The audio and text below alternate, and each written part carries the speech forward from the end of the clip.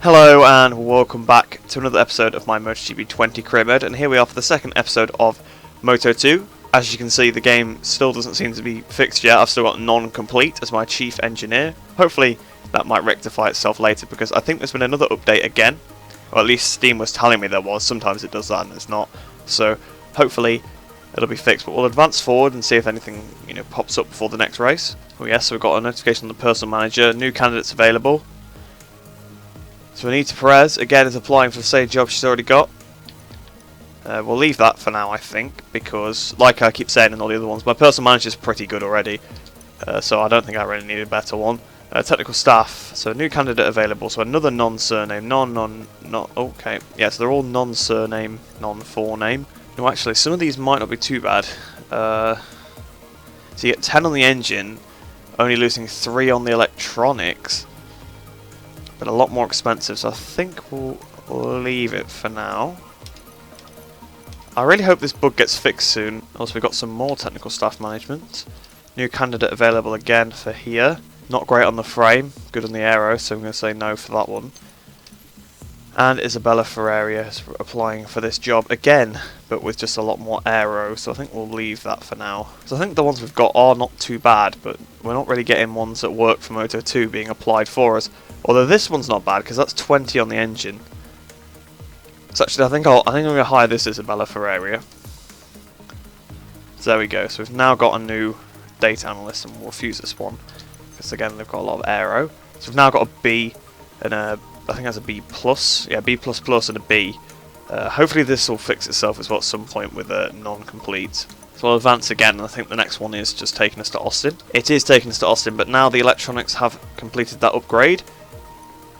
So let's see what else we can upgrade then. So we can't upgrade any more of the electronics, obviously, so we've got to leave that for now. Frame, can we install anything on the frame? We have got enough parts to do some of these. On the engine front, we can also upgrade a couple of different things on the engine. So I think I'll go for this. How long is this going to take? So I'll upgrade this, put everybody on it. So it's going to take 2 weeks. So it should be the race, and then the week after it should be fixed. So we'll head into Austin now. I'm guessing this one will probably be quite easy, because the AI are very, very bad at Austin. So then the first thing to do here is the distance analysis, as it always is. Now that it's not broken, hopefully we can try and get perfect again, like we did in Qatar. No longer just getting good every time. Into the last turn then of the distance analysis. It's very easy, you don't even have to stay on the line, to be honest, now to do it. Wheeling up towards the line, we've just not gone fastest there. We were on course to go quickest, but the AI is so fast in the last sector. And Schrotter also held me up a massive amount there. So we're now second. Well, we were second anyway, but then loads of people beat our time, and then we went second again. So then for the race simulation, we've got to do a 2:10.5, which is 1.2 seconds faster than the distance analysis time. Doesn't really make much sense, but there you go, I suppose. So we'll get ready for that one. So we'll mount the tyres, put on the fuel, and head out for that. 5 laps. It's going to take a while. So coming into the last corner then of the race run simulation, at the last corner, coming up towards the line, bit of a wheelie again. So 2:09, I'm not sure what exactly point it was, but yeah, we went top of the session, but only on 1 lap were we quicker than everybody else. Every other time I was nowhere near. I just managed to put 1 really good lap together. We got a bit of damage, because we actually came across Digi Antonio on the last lap, overtook him, without problems, and then he just dive bombed me at one of the hairpins and just rammed into the side of me, which was a bit odd, which is why my last lap was so slow, just because Digi was in my way by quite a bit. So we'll have a look at the session then. So we've only got 3/10 over Bastianini. It is now in second. It's been changing quite a bit. Bezzecchi had the top spot for quite a while, then Fernandez took it for about 30 seconds before I stole it, and then Anea must have took second place off Fernandez then. So we'll head out for the quick lap simulation now. It's the last thing to do in practice. Hopefully we can actually beat that 2:08.3 with these tyres, although we only have to do a 2:09.2 anyway, so it seems like the objectives are a lot slower than what the AI can do, which has never really been how it's been. Usually it's pretty much what the AI can do, but the AI can go about a second faster than these objectives, so yeah, a little bit weird. Coming to the end of the fast lap simulation then, it's a really bad lap because we got held up so much by Andy Farid Istahar and I think it was Raffin in the first sector. They just wouldn't get out of the way, and they were going side by side and I couldn't get past them, so terrible lap, but we still managed to achieve the objective regardless. We got damage as well. I'm guessing that's from well, going past one of those guys. Probably had a bit of contact with them, but yeah, they really helped me up. So I don't actually know what we can do in qualifying now, because that's what I like, that practice program. The thing I like about it is you can go do the time and you can sort of get an estimate of what you might be able to pull off in qualifying. But now I have no idea because those guys got in my way, so it's a bit frustrating, but not that it particularly matters, because we're still fastest at the end of the day. Anyway, hopefully we can carry a bit more time into qualifying. So then at the end of the session we were indeed fastest, but at Austin you'd expect much more than 0.3 of a second. Although the field spread seems a bit weird, we're all quite close. Obviously Bastianini and Fernandez along with Bezzecchi are all pretty close. Down to Nagashima, and then there's just another 0.4 gap, and they're all kind of close again. So Martin and Marini a little bit off there. But, oh, Baldassarre's 5th, I was going to say, I don't see Baldassarre anywhere. So, oh, where's Navarro, actually? Jorge Navarro down in 14th place. So this is a track that works for the speed up in real life, so you'd assume that they'd make the speed up better here, maybe. But, oh, well, I'm not going to complain if Navarro's a bit further down the order. He is my teammate, but of course he beat me in the previous race, so I'd like to beat him here. So we're here now, then, for qualifying. And this is probably one of the hardest qualifyings of the entire season. Just because Austin is a track that you can make a mistake at. It's obviously so long.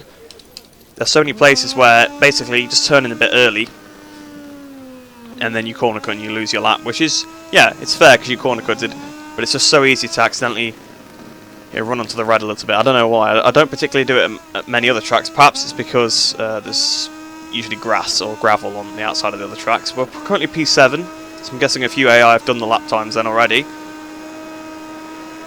Yeah, obviously I don't know what I can actually do, so Baldassarre is in my way now. Oh, that's probably messed up my lap quite a bit. I mean, I've not helped myself there.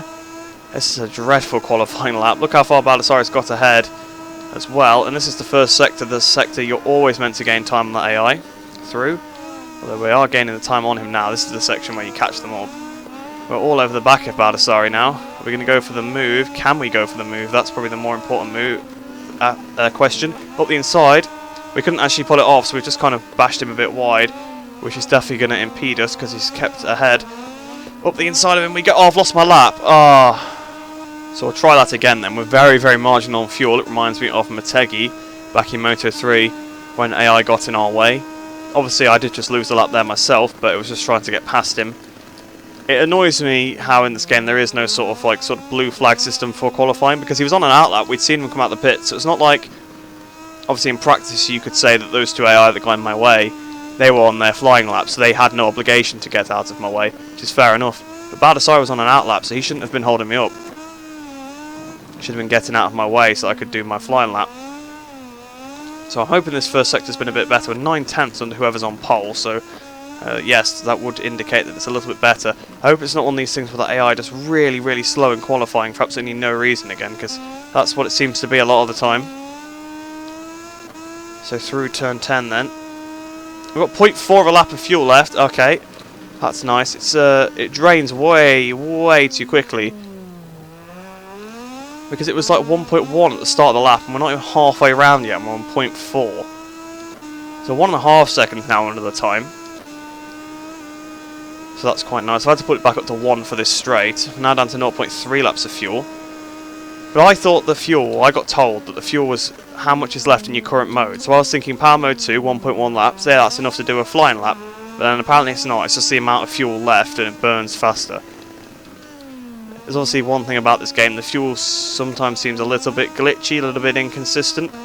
You sometimes save a lot and then it just disappears all of a sudden again when you turn it back up into the regular power mode. Obviously 0 is power saving, 1 is just normal, 2 is power, maximum power. We're now 1.1 under the time, so as we're coming towards the end of the lap here through turn 18. Got 0.3 left, so I'm going to put it back up into power mode 1. So we go into turn 19 now. Coming towards turn 20, obviously the track with the most turns is Texas. Put it back up into power mode 2 to fire it out the rear sliding, coming up towards the line, doing a bit of a wheeling again. 2:07.8. Wow, that's a lot better than anything I've done so far. Obviously before I was in the 2:08, 2:08.3 was my best time, so that's about half a second quicker. So I head back to the pits then, but I think that's probably going to be pole. I don't think I can see the AI going that much quicker. So then yes, that was good enough for pole, but weirdly enough, the AI are going way slower than they were in practice. They were doing pretty low 208s, you know, mid to low 208s, and now they're doing 209s in qualifying, and this makes no sense at all. I think sometimes they strap on a set of like hard tyres for qualifying, which is the most pointless thing you can do.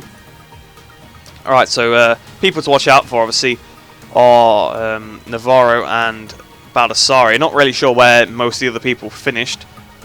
Schrotter obviously finished a few spots behind us, Luti as well. And where's our team at Digi? So Digi's down in 14th. So hopefully we can try and beat Baldassarri and Navarro here anyway. So we're down here on the grid then. And usually obviously I'll cut to this part when it's not showing me, but I was just trying to decide what tyres to use. I've settled on medium, so hopefully that is the right call to make. And hopefully we can try and win the race here, because our rivals are a little bit further behind. Like the guys that had the massive pace are a few places behind, but I'm sure they'll be up front pretty quickly. Obviously our only advantage is that we are quicker in the first sector, which means if we can keep the lead into the first corner, we should be able to make a little bit of a gap, and then it's sort of in the AI's court to try and catch me, which they struggle to do, apparently. So without further ado, we will start the race, and hopefully we can try and get a victory here. So I did say that my rivals are starting a bit further behind, but Schrotter is actually still there, and obviously he was one of the riders that got past us. Still in power mode 0 from qualifying there. Lights and away we go. Not been a great start. The bike does wheelie a lot off the line. We've lost the lead to Dalla Porta, but in the second phase of the start, he's lost it back again. So we're back up into the lead, if that even makes any sense. I don't think it did. But as we go to turn one, we hit the front. There's a crash behind. Oh, Dalla Porta's high-sided out the first corner. Dalla Porta's down. Wow, okay, I didn't expect that. Navarro is now to second position, so Navarro's had a fantastic start. I'm not sure where he started. I think he started about 6th or something like that. But he's got up to second already. It's a bit like with Masia and Foggia in Moto 3. Didn't matter where they started, they were always right behind you by the end of the first sector. I think that's the same here. We've got 0.4 of a second. Obviously, Dalla Porta high-siding has probably helped me out a little bit, because he probably held the pack up. I don't know if he collected anybody else. I just looked behind, seen him flying through the air. But I'm not sure if anyone else collected his bike. I think he was sort of on his own to the side, but I think everyone else would have slowed down. But the pack does seem stretched, so perhaps he did collect someone. I think maybe Navarro was the only guy to sort of get away on it. Wow, he's just tried to dive on me and ran a bit wide. That's going to leave him under threat from Bastianini, the teammate, of course, to Dalla Porta. And Navarro's half second behind. But yeah, he tried to dive on me there, which was a bit weird because he was so far behind. Unless he just went in a bit hot, I guess. But looked like what the AI do when they try and dive bomb you and just run wide. So we break for turn 12 then. It's obviously a tricky little corner. Not a fan of it at all. So Austin is one of the circuits that's very, very difficult. Usually the only reason why the races are easy because the AI aren't too great. But it seems like they seem to be a bit better because Navarro is looking for moves to get past me all the time. I've got to watch out into here because even though it's quicker to pick up the apex later, Navarro tries to dive bomb, and he actually did. So the AI always try and dive bomb you with that left hand. If you remember back to when we did a night race here on MotoGP 19, Valentino Rossi did that to me, and obviously ended up on the floor. It's usually bad for the guy on the inside, but I'd just rather not have any contact, especially since Bastianini's right behind Navarro as well, could allow him to get through. Obviously from a team's perspective this is great, 1-2, picking up the maximum points, but I would prefer if Bastianini could get through on Navarro so we can get some championship points on him. So here we go then, Baldassarri's up to 4th place already, 6/10 in the lead, but I'm sure that won't be around for long, although we are coming up to Sector 1, which is the preferred sector if you're a player. So at the end of the second lap then, we did the fastest lap, 2:09.5, which is massively slower than what we did in qualifying. 7/10 ahead though. Bezzecchi doing the fastest lap. He's down to 3rd place. What's happened to Navarro? He's down to 5th. Here comes Bezzecchi. Bezzecchi's got on the inside of me. What was that? What was that? What was that? I'm sorry. What was that? That corner cut is a joke. Well, I'm definitely okay. Well, I've corner cut a bit now, but we're definitely getting back up the inside of Bezzecchi. I'm not having that. Him overtaking me like that. That is not fair. That corner cut he's just done on me, ridiculous. I seen that he was up to 2nd. I was thinking, oh, he's probably going to be through in a minute. I've just forced him wide, but fairly so, I think. I mean, that corner cut. What was that? He didn't even attempt to make the corner. He just cut up the inside of it to overtake me. So then at the end of that lap, after Bezzecchi's corner cut, he's done the fastest lap. He's going to the left-hand side as we go towards turn 1. He's got the power down. I'm going to squeeze him over because I'm still not very happy about what he did. I've actually managed to get that stopped as well, which is the best part about that. Hopefully that's put him back a couple positions, because it serves him right if it does. Baldassarri's got past Bezzecchi then, I think so is Bastianini, so Bezzecchi's dropped back through the order. I'm sort of glad. Here comes Baldassarri, though. This is a legitimate move. So Baldassarri's hit the front now, hit at Texas, and I've got nothing to respond to that. So this could be 2 wins from 2 here for Lorenzo Baldassarri if I can't do anything about it. Through turn 19 then, as we go towards the final turn to start the final lap. Well, the inside of Bezzecchi, not Bezzecchi, sorry, Baldassarri. We go there. A bit of an aggressive move, it must be said. He's getting the power down. I can't get the power down. The front wheel's coming up. Bezzecchi, no, not Bezzecchi, Baldassarri and Bastianini going past us. There's too many bees attacking us at the same time. And here comes Bezzecchi. Speaking of him, he just ran me out the way. I'm now down to 5th place all of a sudden. I was leading a second ago. Martin's coming past us now as well on the straight. So we're now down to 6th position. 6th position after leading for the entire thing. We're coming back at Martin though. Put up into power mode 2. I need to drop it back down, otherwise we're going to run out of fuel and lose this race, definitely. We've got so wide now into turn 12. Although we're still side by side with Martin, it seems. Trying to go around the outside of Martin now. We're really running out of moves, and I think that's Marini trying to come up the inside. I don't want to drop any lower than 5th, really, if I can help it. So as we come into the final corner then, it's going to be 6th. It's going to be 6th in this race after leading the entire way, although Marini might get through towards the line. No, he doesn't. But 6th place after leading for the whole thing until the last lap. He did a 2:06. Baldassarri did a 2:06. Wow, okay. Wow, what's happened here? So, oh man. Look at their fastest laps. 2:07s, 2:07, 2:07. They did 2:09s in qualifying. They did 2:09s in qualifying. I did a 2:07.7. So, Baldassarri's time in this race was almost a second faster than what I did in qualifying. So it seems like they just stepped up their game on the last lap. I think it was a bit broken. They seem, I don't know, it's very, very odd. Not really sure what happened, because I had them under control. Like, a couple of times they got in front, yeah, but I got straight back ahead. Like, I had a fair amount of pace, but then all of a sudden, they all just started streaming past. I mean, I've dropped down to 6th place after leading on to the start of that lap. So, yeah. Pretty bad result actually for us there. So actually, despite that, we stay 3rd in the championship just because of the weird results of everybody else. We're now only 3 points behind Navarro because we still beat Navarro. We just lost a lot of points to Baldassarri, so we're 24 down now. Yeah, this is not looking like a championship win for us so far. I mean, it's only been 2 races, but Baldassarri is just unstoppable. That's 2 races in a row he's won now. Up 3 places for Schrotter, though. 12 for Bastianini. Up 24 for Bezzecchi. Obviously, he had that crash in the first race. Martin up to 7th now. Luti, Digi. I don't even know where Digi finished, but I did not even see him anywhere in the top 10. I think he was about 20th place. He did not have a good race at all. So then, there's been a bit of a change then in the teams championship. Obviously, we were joint first with Flexbox HB40, but now we're 6 points down. Obviously, Garza didn't add to his total, but obviously Baldassarri's just another win ahead of, well, none of us finished very well, so that's allowed him to extend the lead now to 6 points. 25 back to Liquid Molly Intact GP. Skyvr 46 were like right near the bottom. They've just jumped up a massive amount. Same with Ital Trans and Red Bull IO. Not doing too bad, obviously, with Martin having a pretty good result there. So, yeah, first time in career mode, we're not on the podium. And it looked like it was going to potentially be a win. And it wasn't. So then, the worst weekend we have ever had by a long, long way. Wow, okay. So we didn't even get a cutscene or anything, just put straight into here. So we lost 6,250 reputation in the race, which means we actually overall lost 2,500 reputation. I didn't know you could lose reputation. We've still got a secure contract, but I think it's a little unfair to give us that much reputation loss when we quite comfortably beat both of our teammates. So, I don't know, research data wise then. So I guess we didn't get paid. We didn't get paid anything then, I'm guessing, credits wise. So we could be in a little bit of trouble if that happens again. We're now up to 1,841 on the engine, 2,976 on the frame, and 586 on the ECU. So we got a couple of notifications on the personal manager front.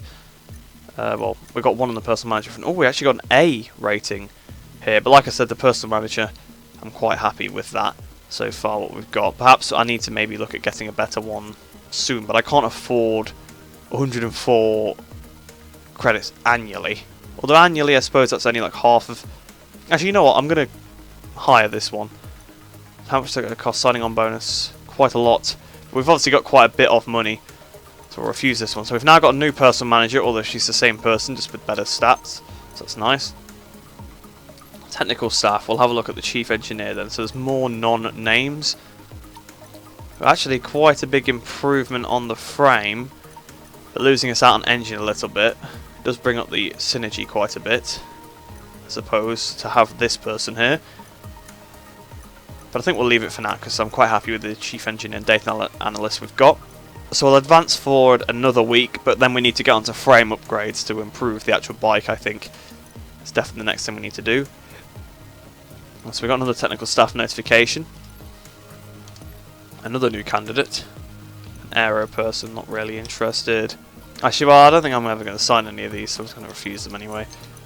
Right, so then the next thing to do, obviously, is to upgrade the bike again. I was going to say we're going to head into there, but we need to get an upgrade on the frame, I think. If we put everybody on, how much time does that take? 4 weeks to do that frame upgrade. Okay, that's exactly what we need. We do need some better, a little bit of an improved frame. So we'll head into Argentina, and hopefully we can bounce back from the terribleness that was Austin. It's Austin. I was going into Austin thinking it was going to be an easy win because every other MotoGP game, and even in Moto3 it was. And it looked like it was going to be a fairly easy win until they just all accelerated past me out of nowhere. Right then, so we're here in practice. The first thing to do obviously is the distance analysis. So obviously we want to get all those R&D points, get a bit of a better bike and not get absolutely destroyed like we did at Texas. I think that's the most embarrassing part about it for me, is that it's Texas, which is always known as the AI are terrible at this track, and they beat me quite easily for them, I think. Well, I thought I was going to win, but then, yeah, they just all came past me. I have no idea. I'm still a bit flustered. I was a bit flustered by it, and I think that's what cost me even more. Probably cost me the position to Martin as well, because I was pushing way too hard to try and get back in front of them. But yeah, they just all came past me at once, so hopefully it's a little bit better hit at Argentina and we can try and do well. So then we got perfect once again in the distance analysis. Obviously these are actually the easiest challenge now that they've fixed it. Before obviously it used to be the you'll always get good challenge unless you actually fail. You could fail it, that was the only way you could not get good. So race simulation now then, what's this going to be? Medium hard, it's cloudy, so a hard tyres are really not going to work very well. We've got to do a 41.8 every lap, which we've already gone 7/10 under. So hopefully we can do that without too many problems. So we'll head out and start doing that one now. So as we come to the end of the race simulation then, we just achieved the time on all of the laps there. So we'll get the maximum points for that challenge. It wasn't too bad. If you want to slow me get into the groove of the track. Apparently we've got some damage as well. We did come across some slower riders. I think it was Casma Daniel actually getting in my way. So we've got to do a 40.6 then on this quick lap simulation, which we haven't gone faster than yet. But it seems like we're actually staying top of the session, so I think maybe we actually are a little bit quicker here than we were in Texas, because Texas obviously we weren't top of the session, we only did one good lap that put us there, where we've actually been top of the session the entire time, even since basically the first lap I did. So we'll try and do the 140.8 then, and hopefully we can. Oh wait, yeah, so the fastest time's 140.8, which we've actually already gone quicker than, so yeah, we've just got to try and basically just beat us time then. Through 13, then flicking the bike through 14, over the line, 139.7, so we beat it by over a second there. Yeah, pretty good. The soft tyres definitely felt a little bit better than the harder ones, which is a bit different to Austin, because at Austin there wasn't a lot in it, and then obviously I got held up quite a lot. I lost easily a second, I suppose, in Austin, when I got held up behind the AI that got in my way on the qualifying run for that one. So then we'll head into qualifying now. Obviously that's all the objectives achieved in practice, and hopefully we can try and get a third pole position in a row, and I actually want to be able to convert it to a victory this time. Not very happy about what happened in Austin. So we've actually got 1.8 seconds clear, which is a bit closer to something we did in Moto3. So let's hope it's not an easy pole position and win, but I'd like to try and get that if I can. So then we're here in qualifying now, putting on a fresh set of softs. Just put the same soft tyre back on the rear by accident. Down to 4 laps of fuel. Out we go then, try and get pole position again. Obviously it's sunny here, where it was cloudy in practice, so maybe the braking sense will be a tad different, but I think it should be basically the same. Through the last corner then, coming over the line to start the lap here in Argentina.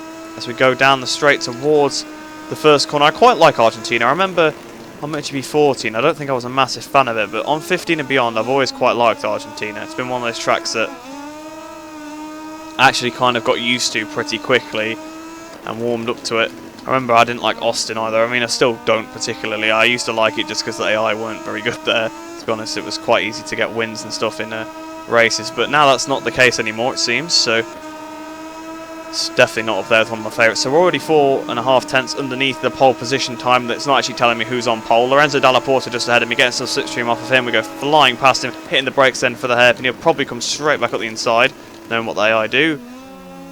Yeah, I can hear his bike on the inside, although I think I've just managed to hang it around the outside with the slightly fresher, probably slightly warmer tyres since he's on a obviously an outlap. We're now 8 tenths underneath the pole position time.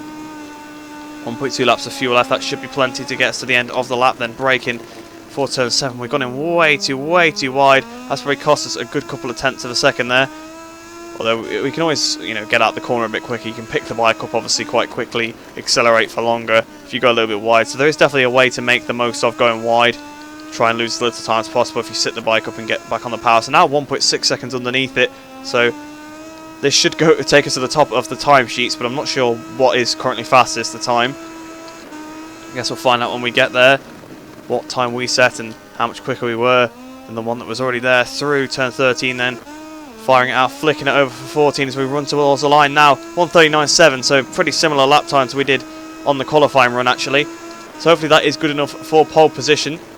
We'll have a look when we go back to the pits. So then, yes, that was good enough for pole position then, with Dalla Porta once again lining up alongside us in second place. Obviously, unfortunate for him, he didn't have the best race, did he, in Austin. Third place then for Baldassarri, so we've got to watch out for him. Obviously, he's got 2 wins in a row. We can't let him get 3, really, if we want a chance at this title. Navarro's down in 12th. Seems like an opportunity to maybe try and get up to second place in the championship at the very least at this round. I hadn't looked at the weather and it's wet. It's wet. Oh, no. No. Oh, we finally had a decent pace and I thought maybe we could try and win. But I don't think we're going to be able to do that now in the wet conditions. Unless the AI just aren't very good there. But usually, as we found in Moto 3, they were actually quite close when it was wet. And obviously they're already a lot better in Moto 2, it seems here. So, yeah, I think any hope of a victory has probably gone out the window. But we'll see what we can do. So obviously there's no traction control either, so that's going to really make this difficult in the wet. I'm going to go down to power mode 1 off the start. Usually I always go 2, but since it's wet, I'd rather, you know, not risk it. So we've not had the best start. The front wheels still come up as well. So I tried to put the weight on the front, but as we go into turn 1, oh, we've gone in way too hot. I broke at the dry braking point, and that's allowed quite a lot of riders on the inside. There's a crash behind. Baldassarri's crashed. Oh. So Baldassarri's actually crashed out of this one and we've fought back up into 3rd place now. Look at the spray. I don't think we've actually had a fully heavy rain race yet. Bastianini's down as well. Luti hits the front ahead of Fernandez in 2nd. We're sliding our way through. Are we going to try and take the lead back? Actually, it seems like we might be able to take it back here. Although Fernandez is looking like he wants to take the lead as well. Looking behind us at Marcel Schrotter. Not sure how Baldassarri's exactly gone down there. Probably have to have a look at that at the end of the race maybe. But very, very interesting scenes here as we approach turn 5 then. They've both gone a bit wide through 5. I'm trying to get the cutback. Sliding the rear tyre on the curb there. Right behind Luti. Fernandez hits the front. So it's Fernandez from Luti from myself. So another set of people leading the races. It's been a couple of different people leading at the front except Baldassarri in the last couple of races. But we've taken the lead now up the inside of Fernandez. Although I don't think I'm going to get it stopped. Yes, I can. So I've now hit the front. The bike has slid out there. We've almost crashed here in the wet already. So we hit the front then here at Argentina despite it being raining. I thought we'd definitely lose the lead because of the rain, which we did I suppose, but we've got it back now. We've got to try and hold on to it. We've got 3 tenths of a second. Hopefully we can try and build a bit of a gap and get away from Fernandez here. So over the line then at the end of the first lap, we've got 4 tenths of a second ahead of Fernandez. Dalla Porta's down in 15th already, battling with Jake Dixon, it seems like. Lowe's and Vierge battling a bit further down as well. So hopefully we can try and make a bit of a break, but I feel like they're going to stick with us. Oh, here comes Fernandez. Fernandez has retaken the lead. We've now re-overtaken Fernandez again because he just kind of dived through. It wasn't particularly a great attempt at an overtake, but we seem to be gapping everybody else. But I don't want to repeat of Austin. I don't want to be just fending them off and then all of a sudden they pick up their pace and start, you know, absolutely gapping me, so I need to try and build out a gap. At the end of the second lap, then the bike squirmed and we almost went off the track. We now got 9 tenths ahead, 46.4, so we gained a massive amount of Fernandez in the last couple of sectors, because he obviously overtook us at the start of the second one, and then all of a sudden we're almost a second ahead, so perhaps he went for a dive bomb or something and went wide. So over the line at the end of the third lap then, 46.8, we're now 1.3 seconds ahead of Fernandez in second, but look at the tyre, it's getting shredded. I need to try and look after it. Oh, there's a crash. Casper Daniels crashed as we start the penultimate lap then. We're now 1.3 seconds ahead of Schrotter and then Marini, so Fernandez has dropped down to 4th and Schrotter is on his way. There's been another couple of crashes. Bastianini's down as well. Not sure where he was in the championship, but he did beat me at Austin, didn't he? So it's probably going to help me out a little bit. So as we start the final lap then, Schrotter is right there, and I know he's going to have an attack at the hairpin. He's only 6 tenths back. Marini's just on the fastest lap of 46.0. So it's the same sort of thing again, where the AI have just suddenly picked up their pace right near the end, doing the fastest laps of the race. It's not even, I am also struggling for my pace compared to earlier, but they are now going quicker than they ever have. It's really, really weird AI behaviour that they seem to exhibit in since it's an update. They just seem to be so much faster on the last laps of races than they are on any other lap. But there we go, through turn 4, we're sliding away, although he might not be close enough to actually have a dive. He's still half a second back, although that doesn't usually stop the AI, I suppose. Hopefully he doesn't go for anything rash here, and because obviously if he went for it, he'd probably use me as the brake, and he'd probably then get it done because of that. I've gotten a little bit hot myself. We've managed to keep the lead for now. This is the part of the circuit where I'm quicker as well, after this corner. They're right behind me as we go through turn 6. I'm going to have to get off the throttle a little bit compared to what I'd like. They're only a 10th behind now. Will he have an attack into this corner? He might. I've kept the door pretty good shut there though. I still can't get on the power though. Out of here, there's nothing left from this rear tyre to give. Nothing on the right hand side, definitely anyway. There's still a little bit on the left and a bit in the middle. On the right hand side it's gone.